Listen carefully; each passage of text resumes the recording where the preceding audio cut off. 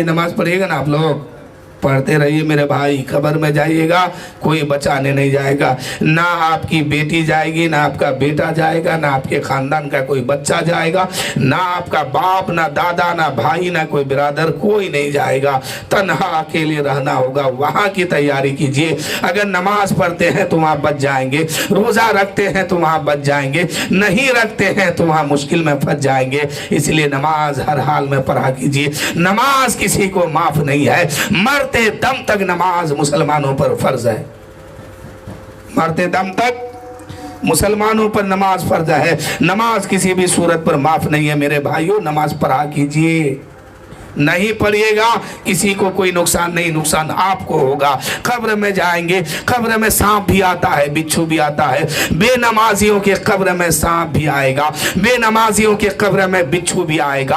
वो डसेगा, वो इंसान तड़पेगा, चिल्लाएगा, वो सांप कहेगा अल्लाह ने तेरे कब्र में मुझे मुसल्लत इसलिए किया है कि तू नमाज नहीं पढ़ता था। अल्लाह ने तेरे कब्र में अजाब बना करके तेरे कब्र में मुसल्लत किया है। इसलिए मेरे भाइयों नमाज पढ़ा करो। बेनमाजी के कब्र में सांप आता है, वो सांप बोलता भी उससे है और कहता है कि इस वक्त तुमने नमाज नहीं पढ़ा है इसलिए अब मैं तुम्हें काटूंगा। फिर दूसरे टाइम की नमाज का वक्त आता है, फिर वो कहता है तुम तो अभी भी नमाज नहीं पढ़े हो, फिर मैं तुम्हें काटूंगा। और एक बार वो सांप काटेगा, इंसान 70 गज जमीन के नीचे धस जाएगा। इंसान के अंदर जहर जब फैलने लगेगा, इंसान तड़पेगा, चिल्लाएगा। लेकिन वो सांप है जो बार बार उसे डसेगा।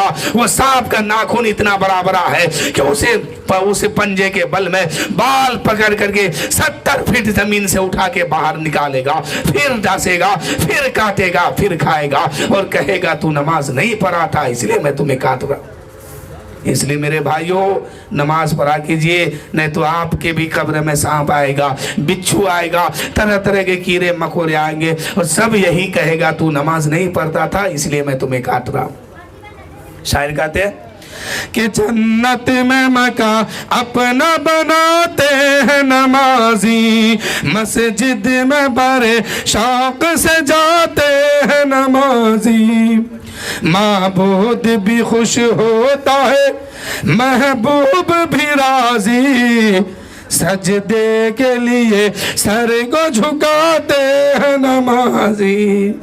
जब तक इंसान नमाज पढ़ता है अल्लाह भी उससे राजी रहता है, अल्लाह भी खुश होता है कि मेरा बंदा नमाज पढ़ रहा है। अब बंदा नमाज पढ़ना छोड़ देता है, अल्लाह भी नाराज, रसूल पाक भी नाराज। अब फिर उस इंसान का ठिकाना आखिर में कहाँ होगा अल्लाह जाने, अल्लाह का रसूल जाने। बहुत मुश्किल है मेरे भाइयों, ये दुनिया चंद दिन की दुनिया है, 10-20 साल और रहेंगे, उससे ज़्यादा क्या रहेंगे। फिर वहाँ जो ज़िंदगी मिलेगी वह हमेशा हमेशा के लिए ज़िंदगी मिलेगी। इसलिए मेरे भाइयों नमाज पढ़ा कीजिए, बगैर नमाज की कोई छुट्टी नहीं है। शायर कहते हैं थक जाओगे थक जाओगे कहता है ये दरवाजे पे दरोगाए जन्नत, थक जाओगे जहाँ जाओगे फिर दोस्त में आते हैं नमाजी। कहता है ये दरवाजे पे दरोगाए जन्नत, जहाँ जाओगे थक जाओगे फिर दोस्त में आते हैं नमाजी। जन्नत में मकान अपना बनाते हैं नमाजी, जन्नत में मकान अपना बनाते हैं नमाजी, मस्जिद में बड़े शौक से जाते हैं नमाजी। नमाज पढ़ा कीजिए मेरे भाई, नमाज नहीं पढ़िएगा बहुत मुश्किल घड़ी होगी। एक शख्स था नमाज नहीं पढ़ता था, एक दिन किसी मिलाद में या जलसे में गया, खतीब साहब, आलिम साहब, मुफ्ती साहब तकरीर कर रहे थे, कहने लगे कि नमाज पढ़ा करो, नमाज पढ़ो। नमाज पढ़ने से चेहरे में नूर आता है, चेहरा चमकता है। और उस इंसान का जो मामला था उनकी बीवी से उनका नहीं पटता था, इसलिए कि ये इंसान इतना खूबसूरत नहीं था, बीवी खूबसूरत थी। तकरीर सुना, कहा कि वाह आज तक किसी ने नहीं बताया था ये बात, ये बता दिए, कल से मैं नमाज ज़रूर पढ़ूंगा। अब गया घर जाने के बाद अपनी बीवी से कहता है कि फजर के वक्त मुझे उठा देना, मैं नमाज पढ़ना चाहता हूँ। बीबी समझ रही थी अरे अब तक तो ये कभी नमाज का नाम नहीं लिया, आज अचानक कहता है कि फजर से मैं नमाज पढ़ूंगा। बीबी समझ गई कि वो लगता है किसी अल्लाह वाले से आज मुलाकात हो गई है। चलो अल्लाह का शुक्र है कि कुछ नहीं करता था, कम से कम अब नमाज तो पढ़ेंगे। जब सुबह हुई बीबी उठा रही है कि उठ, नमाज का वक्त हो गया, न वजू नहीं बनाएगा। उस शख्स ने जैसे ही चादर से मुंह नीचे बाहर किया, ठंडी का मौसम था, बड़ी ज़ोर की ठंडी लगी, चादर के अंदर मुंह फिर किया और कहा कि नहीं वजू नहीं बनाऊंगा। अब मुफ्ती साहब जो तकरीर कर रहे थे, हमने जो तकरीर की सुना है उसमें ये भी कह रहे थे कि अगर वजू ना बना सको तो तयम्मुम कर लेना, वजू ना बना सको तो तयम्मुम कर लेना, इसलिए मिट्टी का ढेला लाओ, मैं तयम्मुम करूंगा, नमाज पढ़ूंगा। अब बीबी सोचने लगी अरे बगैर उज़्र शरई के ये तयम्मुम करना चाहते हैं, लेकिन फिर सोची चलो कुछ तो नहीं करता, कम से कम अल्लाह अल्लाह तो करेगा। मिट्टी का ढेला ला करके सिरहाने के जानिब रख दी।